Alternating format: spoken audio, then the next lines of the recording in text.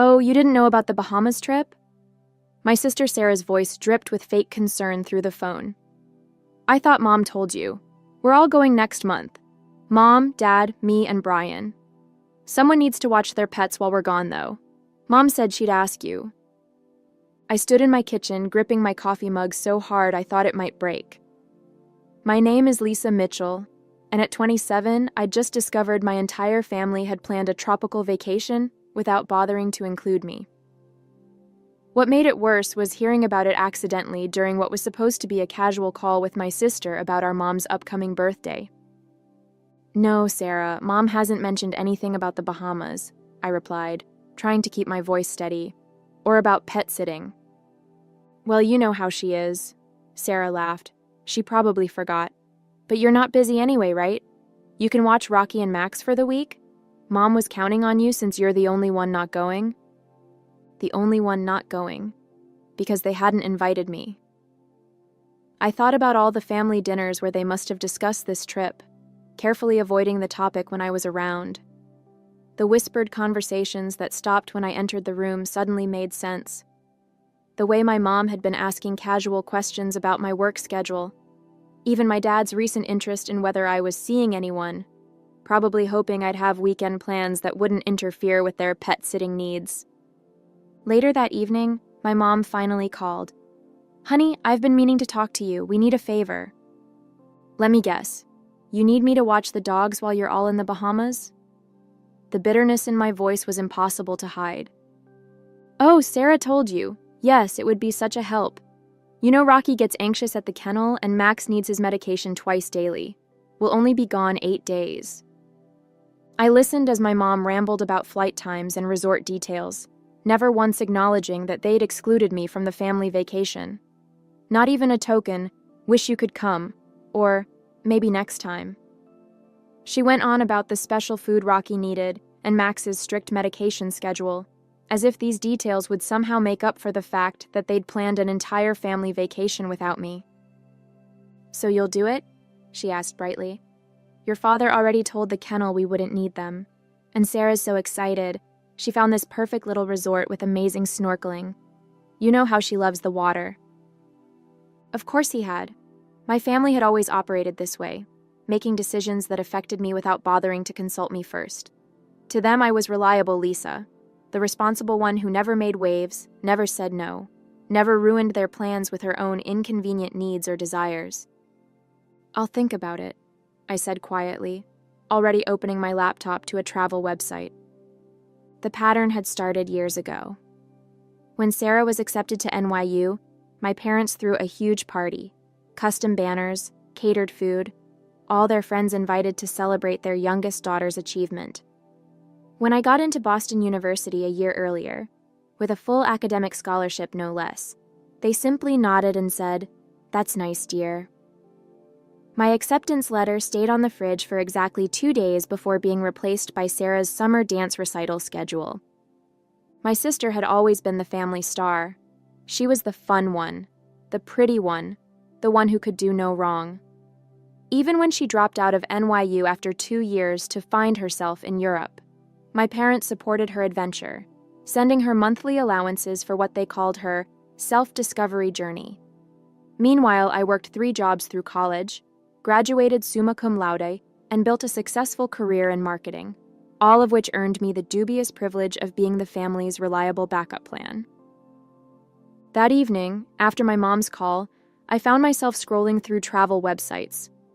A particular destination caught my eye, Santorini, a small Greek island I'd dreamed of visiting since my college photography class. The dates perfectly overlapped with my family's Bahamas trip, and amazingly, there was a seat sale happening.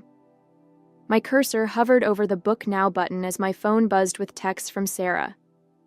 Mom said you're being weird about watching the dogs. Come on, Lisa, don't be difficult. It's not like you have vacation days saved up anyway. Plus, what would you even do with time off? You never go anywhere fun. I actually had 3 weeks of vacation saved up. My family just assumed I never took time off because I had nowhere exciting to go. They'd forgotten about the travel blog I'd been running for 2 years, the one that had slowly gained a decent following. Another thing they'd dismissed as Lisa's little hobby, just like they'd dismissed my photography in college and my writing in high school. My dad called next. "Princess, your mother's upset. You know how Rocky gets at the kennel. He barely ate last time." "Did it ever occur to any of you to invite me on the trip?" I finally asked. The silence on the other end was telling.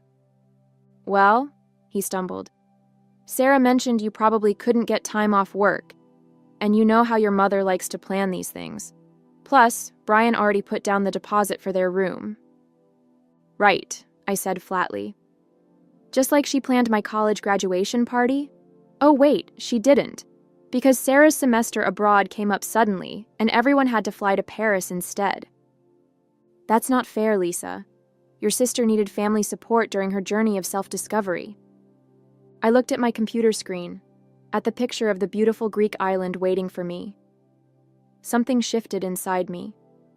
Years of being the reliable one, the responsible one, the one they could always count on to sacrifice her own plans for theirs. It all crystallized into a moment of perfect clarity. "I'll let you know about the dogs tomorrow," I said, then hung up and clicked Book Now on my flight to Greece. The next morning, my phone was flooded with messages. My mom had sent 6 texts varying from guilt trips to outright demands. Sarah had left 3 voicemails, each more condescending than the last. Even my dad, who usually stayed out of family drama, had emailed me a lengthy explanation of why I was being unreasonable. I waited until our weekly family dinner to break the news. As usual, they were all gathered at my parents' house, discussing their upcoming Bahamas trip across my mom's lasagna. "I've made alternate arrangements for those dates," I said during a pause in their conversation. "You'll need to find someone else to watch Rocky and Max." My mom's fork clattered against her plate. "What do you mean, alternate arrangements? What could be more important than helping your family?" "My trip to Greece." I took a sip of water, watching their faces shift from confusion to disbelief. "Greece?" Sarah laughed. "You're not going to Greece."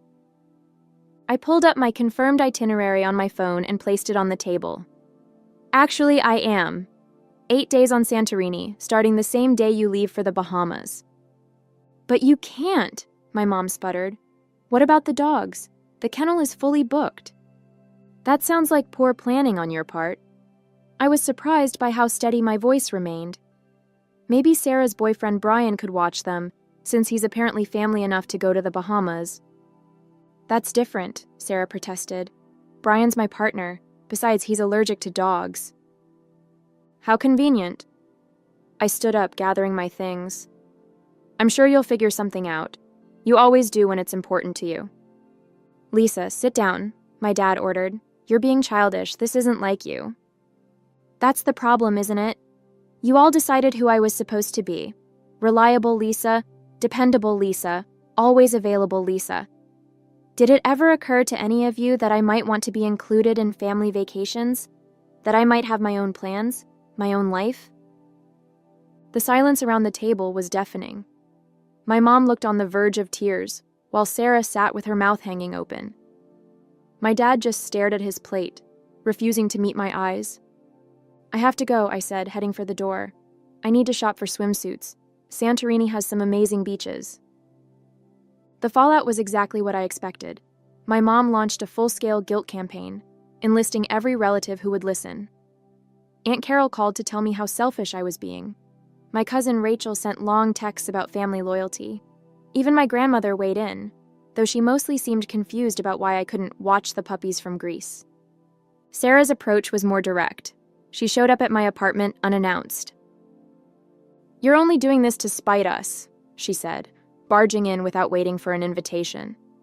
"This isn't like you, Lisa. You've always been the responsible one." "The responsible one?" I repeated. "You mean the convenient one, the one who's supposed to drop everything when the rest of you need something." "That's not fair. We appreciate everything you do." "Really? When was the last time any of you showed that appreciation? When was the last time you included me in family plans instead of just expecting me to fill in the gaps?" Sarah flopped onto my couch, her perfect blonde hair falling exactly right even in her frustration. We didn't think you'd want to come to the Bahamas.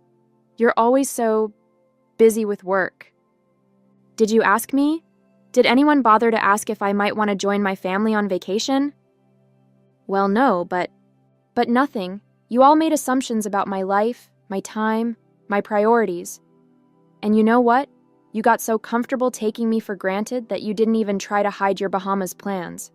That's how little you thought of me. Sarah's face flushed. Mom and Dad are really upset. They might have to cancel their trip if they can't find someone to watch the dogs.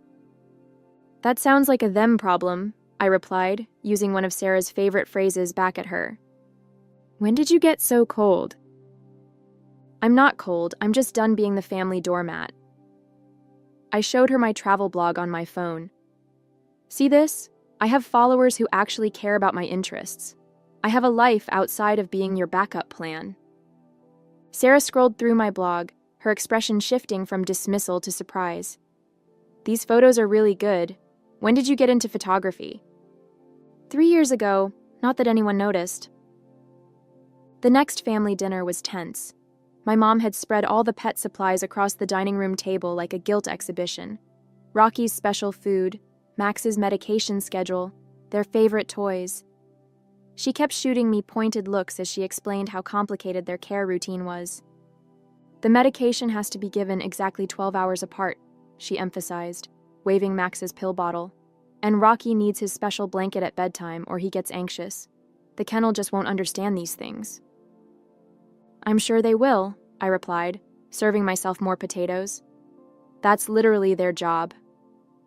My dad cleared his throat. Princess, we could pay you to watch them. Make it worth your while. My Greece tickets were $3,000, Dad. Non-refundable.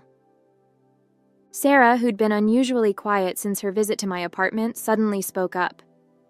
I looked at Lisa's travel blog last week. Did you guys know she has over 20,000 followers? My mom barely glanced up from her organization of pet supplies. That's nice, dear. Now about the dogs. No, Mom, I'm serious. Look at these photos she took in Montreal last year. Sarah pulled up my blog on her phone. She's actually really good at this. For the first time that evening, my mom actually looked at me. Not through me, not around me, but at me. You went to Montreal? I've been to lots of places. I take short trips whenever I can. I write about them, photograph them. People follow my recommendations about hotels and restaurants. My dad peered at Sarah's phone. These are professional quality pictures, Lisa. Why didn't you tell us about this? I did. 3 Thanksgivings ago. You all changed the subject to Sarah's new yoga certification. The silence that followed was heavy with realization. My mom sat down heavily, still clutching Rocky's favorite tennis ball. We haven't been very good at listening to you, have we? No, I said simply. You haven't. But that doesn't change the fact that we need someone to watch the dogs, she added quickly. And just like that, the moment was gone. I stood up. I'm going to Greece, Mom, with or without your blessing. Maybe it's time you all learned what it feels like to have your plans disrupted. As my departure date approached, my family cycled through all 5 stages of grief. My mom moved from denial to anger, calling me ungrateful. My dad tried bargaining, offering to pay for a different Greece trip when it's more convenient. Sarah oscillated between depression, you're ruining everything, and acceptance. Maybe we should have invited you.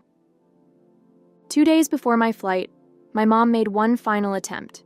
She showed up at my apartment with photo albums, pictures of me watching Sarah's dog when she was in Europe, taking care of our childhood pets, being the responsible one. You've always been so good with animals, she said, flipping through the pages. Remember how you nursed Sarah's hamster back to health in high school? I remember. I also remember missing my friend's sweet 16 party to do it, while Sarah was at the beach with her friends. That's different. You didn't mind back then. No, Mom, I did mind. I just wasn't allowed to say so. She closed the album with a snap. Well, I hope you're happy. We had to cancel our trip. The kennel is full and no one else can take the dogs for that long. I didn't respond immediately. just pulled out my laptop and turned it to face her. On the screen was a message from my building's pet-friendly neighbor, Mrs. Chen, confirming she'd watch Rocky and Max for a fee. "I found you a solution," I said. "Mrs. Chen is retired, loves dogs, and lives 2 floors down. She's happy to do it for what you would have paid the kennel." My mom stared at the screen. But why didn't you tell us sooner?" "Because for once, I wanted you all to feel what it's like not to have me as your backup plan. To understand what it feels like when someone disrupts your carefully made plans without considering your feelings. That's rather petty, don't you think?" "No, Mom. That's rather human. And maybe next time you're planning a family vacation, you'll remember this feeling and think to include your other daughter." The morning of my flight, I woke up to a series of notifications. My mom had tagged me in a social media post, something she'd never done before. It was a picture from my travel blog, one I'd taken in Montreal, with a lengthy caption about how proud she was of her talented daughter, and how she couldn't wait to see the beautiful photos from Greece. Sarah texted immediately. "Mom's trying to save face with her country club friends. She's telling everyone she helped plan your Greece trip." I wasn't surprised. Image had always been everything to my mom. She'd probably realized that having a daughter with a successful travel blog was something she could brag about at her tennis club. But her attempt at public support didn't erase years of dismissal. My dad dropped by before I left for the airport, awkwardly holding a new camera lens. "Your sister showed me your blog," he said, holding out the lens. "I noticed you mentioned wanting this one for low-light shots. I thought maybe you could use it in Greece." The lens was exactly the one I'd been saving up for. Part of me wanted to refuse it, to show them I didn't need their belated support, but I saw something in my dad's eyes I'd never seen before, genuine interest in my passion. "Thanks, Dad," I said, accepting the gift. "Want to see some of the shots I plan to get with it?" He sat with me for an hour, actually listening as I explained about composition and lighting. He even pulled up my blog on his phone and followed it, right there in front of me. "You know," he said as he was leaving, "I canceled my share of the Bahamas trip. Told your mother and sister to go without me." "Dad, you didn't have to." "Yes, I did. Someone needs to watch the dogs properly, and Mrs. Chen might need backup." He paused at the door. "Plus, I want to see these Greece photos as you post them. Maybe you could teach me how to comment on a blog." That afternoon, as I boarded my flight to Greece, my phone buzzed with messages. Sarah had sent a surprisingly sincere, "Have a great trip, sis. Your pictures better be amazing." My mom had texted instructions for accessing their home security cameras so I could check on the dogs. Missing the point entirely, but at least she'd stopped guilt-tripping me. But it was my dad's message that brought tears to my eyes. "Just posted my first blog comment. Hope I did it right. Make sure to take care of yourself in Greece, not just your camera. Love, Dad." I settled into my seat, thinking about how sometimes it takes a dramatic gesture to shake people out of their established patterns. My family had spent years casting me in the role of reliable background character in their story. Maybe now they'd finally seen me step into the spotlight of my own narrative. Santorini was everything I'd dreamed of and more. Each morning, I woke up to spectacular sunrises over the blue-domed churches, spending my days photographing winding cobblestone streets and pristine beaches. My blog followers loved the daily updates, but what surprised me most were the comments from my family. My dad commented on every single post, his typing improving from "beautiful sunset honey" to actual thoughtful observations about lighting and composition. Sarah shared my posts on her own social media, tagging me with messages like, "Look what my amazing sister is doing," a complete turnaround from her usual competitiveness. My mom, however, took a different approach. She called daily with updates about the dogs, as if trying to remind me of what I'd left behind. "Rocky misses you," she'd say, or "Max won't eat unless your father hand-feeds him." When those guilt trips didn't work, she switched tactics, calling to critique my photos. "Don't you think you're posting too many sunset pictures? And that restaurant review seemed a bit harsh. You don't want to hurt anyone's business." One evening, sitting at a cliffside cafe, I got an unexpected call from Mrs. Chen. "Your mother has been here 6 times today," she said, sounding amused. "She brings coffee and asks endless questions about my pet sitting experience. I think she's having trouble letting go of control." "I'm so sorry," I started, but Mrs. Chen laughed. "Don't be. I told her that after 40 years of teaching high school, 2 dogs are no trouble.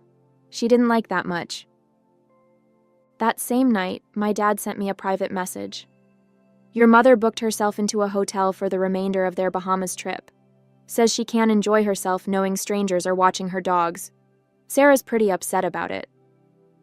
I felt a momentary pang of guilt, but then remembered all the times my plans, my needs, my desires had been dismissed for the sake of family harmony. My mom's choice to ruin her own vacation wasn't my responsibility. Instead of cutting my trip short or apologizing, I posted more photos.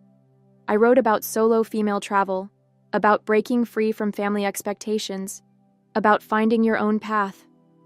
The response was overwhelming. Hundreds of comments from people sharing similar stories, thanking me for inspiring them to stand up for themselves. My blog following doubled, then tripled. A travel magazine reached out about featuring my Greece photos. Sarah called to tell me that her yoga students were all following my journey, asking when I'd come teach a photography workshop at her studio. "You know what's funny?" she said. "I always thought I was the brave one going to Europe to find myself, but you're the one who really did it. You found yourself right under our noses, and we were too busy with our own drama to notice." On my last night in Greece, I sat on my hotel balcony uploading photos when my mom sent a surprising message. It was a picture of my old bedroom, now her home office, filled with framed prints of my travel photography. "I had your best shots professionally framed," she wrote. "Thought they deserved better than my social media reposts." Below that was a longer message. "I've been doing a lot of thinking while you've been gone. Your dad pointed out something I didn't want to hear, that we'd taken you for granted for so long, we forgot you had dreams of your own. I'm not very good at apologies, but I'm trying to do better at showing you I care." Mrs. Chen sent me daily dog photos, each one showing Rocky and Max being perfectly fine without my mom's hovering. The last one showed my dad teaching her how to use my blog, both of them smiling at the camera while the dogs lounged contentedly nearby. Sarah's final vacation photos from the Bahamas looked different from her usual carefully staged shots.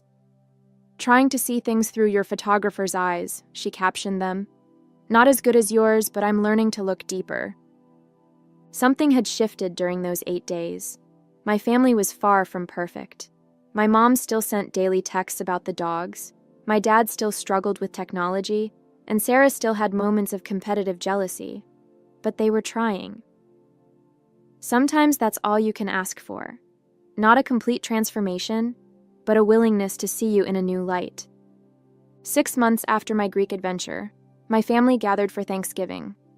The dining room walls now featured a mix of my travel photographs alongside our traditional family portraits.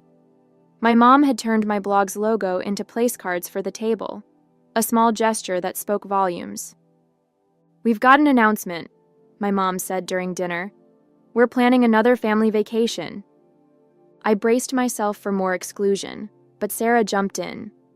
"And before you say anything, we want you to help plan it. Your blog followers loved your Greece content so much, we thought maybe you could work your magic on our next family trip." My dad pulled out a folder. "I've been researching photography tours in Italy. Thought maybe you could teach us a thing or two about taking better pictures than just selfies and dog photos. Plus," my mom added, trying to sound casual, "Mrs. Chen already agreed to watch Rocky and Max. I asked her months ago just to be sure." I looked around the table at my family, really looked at them. My mom, still controlling but trying to channel it differently. My dad, discovering a new connection with me through photography. Sarah, finally seeing me as a person rather than competition. "Italy sounds perfect," I said, pulling out my phone to show them some initial ideas. "But this time, I'm handling the itinerary." "Wouldn't have it any other way," my dad smiled. "After all, you're the expert now."